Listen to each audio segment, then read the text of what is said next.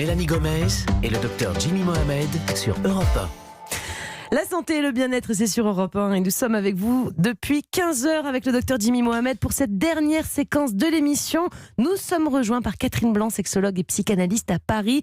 Bonjour Catherine et ravie de vous retrouver. Bonjour, youpi, c'est la rentrée. Je suis ravie moi aussi de vous retrouver tous les deux. Eh bien, pour votre rentrée, on a une question de Natacha. Je suis un peu venue pour ça, alors allons-y pour les questions.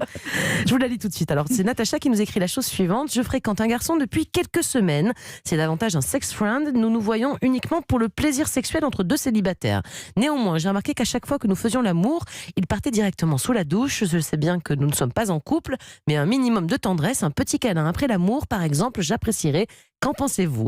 Catherine, c'est pas étrange de vous trouver le fait de se lever comme ça directement après un rapport sexuel? C'est vrai, je peux la comprendre, Natacha. Ils pourraient avoir une petite attention, ils ont quand même partagé un moment intime. C'est courant ou c'est surprenant? En fait, c'est intéressant parce qu'aujourd'hui, ce qui paraît le plus intime, ce n'est pas la sexualité, puisque les corps volontiers s'offrent, dans la mesure évidemment où ça participe de son désir, mais s'offrent de façon presque comme faire la preuve de sa capacité, de faire la preuve de son pouvoir, de faire la preuve de sa tranquillité, de son aisance sexuelle, donc de sa position mature, de ce point de vue-là. Mais il y a quelque chose qui est resté extrêmement impudique, qui est l'expression de ses émotions, l'expression de son amour, l'expression de son attachement. Et on dirait que certains, pour pouvoir développer considérablement la liberté de leur sexualité, ont en contrepartie camouflé tout ce qui serait plus intime, qui est leur émotion. Donc du coup, il sépare les deux, quoi. Il y a un côté la tendresse, les petits câlins après, c'est quelque chose d'intime finalement, plus que ce qui vient de se passer avant. C'est ça, exactement. Alors qu'en réalité, évidemment, que ce qui fait la sexualité, ce qui fait tout l'intérêt de la sexualité, c'est pas simplement de frotter nos corps les uns contre les autres, stimuler, bien sûr, nos terminaisons nerveuses qui plus est sexuelles. C'est évidemment ce que cela va engendrer d'autre que simplement cette excitation à la confrontation des corps. C'est cette émotion, cette surprise du regard de l'autre sur soi, du toucher de l'autre, et évidemment qui laisse avec du silence, qui laisse dans une sorte d'insécurité. C'est ça tout l'intérêt de la sexualité, et évidemment pour beaucoup nous le fuyons. Jimmy. Mais de toute façon, si l'homme ne va pas à la douche, il s'endort juste après les rapports sexuels de toute façon. Et la femme, elle veut parler à ce moment-là, alors que c'est le moment peut-être de dormir. Vaut mieux aller à la douche, au moins. Donc, est-ce que finalement la douche, finalement, c'est un échappatoire qui permet de couper la chic à madame à ce moment-là? Non mais finalement, c'est normal, non? Je crois que les femmes veulent parler après les rapports, alors que l'homme, lui, dort ou va à la douche. Est-ce qu'il y a une explication un peu physiologique ou préhistorique? Oui, alors d'abord, il y a de toute façon, c'est cette décharge. Il n'y avait pas la douche, elle n'est pas préhistorique. Voilà, en tout cas, il allait chasser. Il allait chasser. Bon, allez, j'en ai marre, je vais chasser.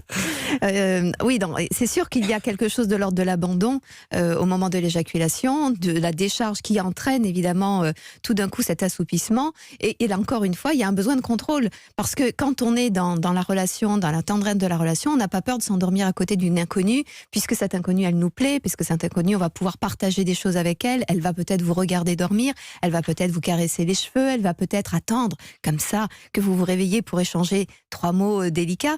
Mais là, évidemment, c'est tout de suite garder la maîtrise, aller se doucher, rester en bonne... passer à autre chose. Voilà. Ah oui, donc attendez, Catherine, vous dites que si jamais on s'endort, c'est un signe de confiance de l'homme vis-à-vis de la femme. Oui, mais je sens bien. On devrait être flatté, en fait. Voilà, exactement, les femmes devraient être flattées que l'homme s'endorme, puisqu'il s'abandonne à elle le soir et puis il attend tranquillement le réveil en toute confiance. Un homme qui dort, c'est un homme heureux, quoi. Exactement, c'est ça. Voilà. C'est ça. Le truc, c'est qu'il se réveille à un moment donné. Alors, évidemment, c'est le soir, il s'endort et il va dans son sommeil, ce qui plonge madame souvent dans un moment de solitude. Surtout s'il ronfle derrière, je vous le dis pas, mais bon. Bon, elle se dit qu'il est maintenant comme un coq en pâte, en effet.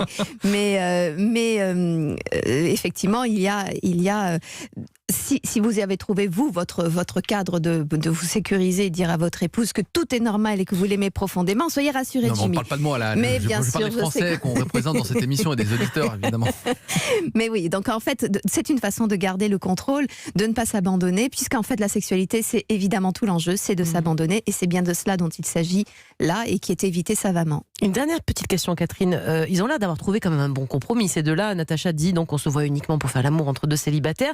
Comment elle peut lui faire comprendre, puisqu'apparemment ça lui pose problème, ce côté je m'échappe dès que c'est fini, comment elle peut lui faire comprendre qu'elle aurait besoin, qu'elle aimerait, parce que peut-être qu'il est d'accord finalement, mais sans qu'il croie non plus qu'elle est en train de tomber amoureuse de lui, parce que je n'ai pas l'impression qu'elle soit non plus amoureuse.